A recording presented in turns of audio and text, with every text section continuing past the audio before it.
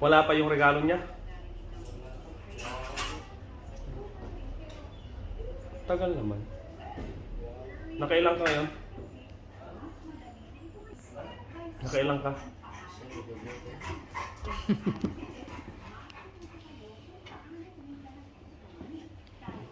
Punta ka na kay kuya. Sige na. Punta na dun kay kuya. Dito na po. Mami.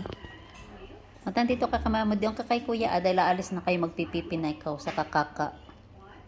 Sige na. Uy. Sige na. Dahil mag-iit na tayo.